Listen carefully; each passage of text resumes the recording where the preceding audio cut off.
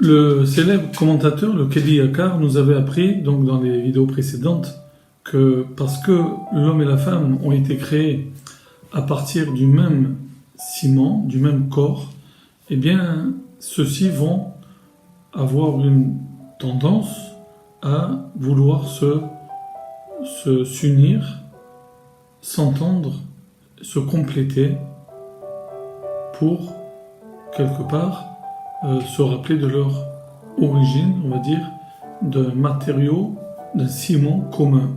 Alors dans cette vidéo, j'aimerais soulever le problème suivant, la question suivante. Quelle est la mission de la femme aux côtés ou vis-à-vis de l'homme et inversement? Alors il y a un verset qu'on a déjà cité, L'Otoviot Adam Levado, il n'est pas bon que l'homme soit seul, soit isolé. Aïselo, je vais faire pour lui, je lui ferai. Aizer Kenegdo. Ces deux mots Aizer Kenegdo, donc je lui ferai, on peut le traduire par une aide Kenegdo, en face de lui, ou contre lui. Alors tout dépend de l'interprétation. La plupart des commentateurs nous disent que dans ce verset, ces deux mots Aizer Kenegdo sont antinomiques. Pourquoi? Bien parce que Aizer, c'est une aide. La femme serait une aide, vient pour épauler et compléter son mari, Aizer, alors que Kenegdo vient d'un mot en hébreu qui veut dire lit naged, s'opposer. Donc une aide Kenegdo contre lui pour s'opposer à lui, c'est antinomique. C'est pour cela que la plupart des commentateurs nous disent que, et c'est le Midrash qui le souligne, tout dépend de l'attitude de l'homme par rapport à sa femme. Si l'homme a une attitude zacha, s'il est méritante par rapport à sa femme, alors elle sera pour lui une aide. S'il a une attitude moins favorable, eh bien, elle sera kenegdo, elle sera contre lui. Donc tout dépend finalement du rapport que l'homme entretient avec sa femme.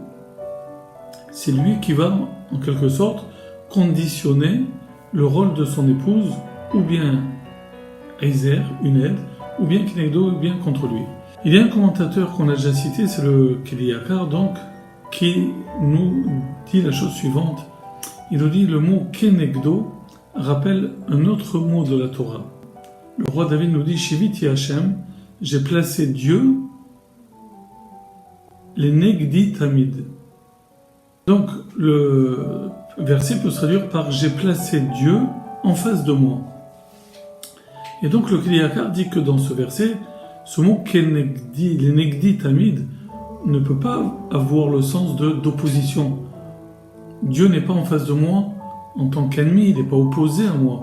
Au contraire, je cherche en lui un regard bienveillant. Cette expression Kenegdi a une connotation d'amour.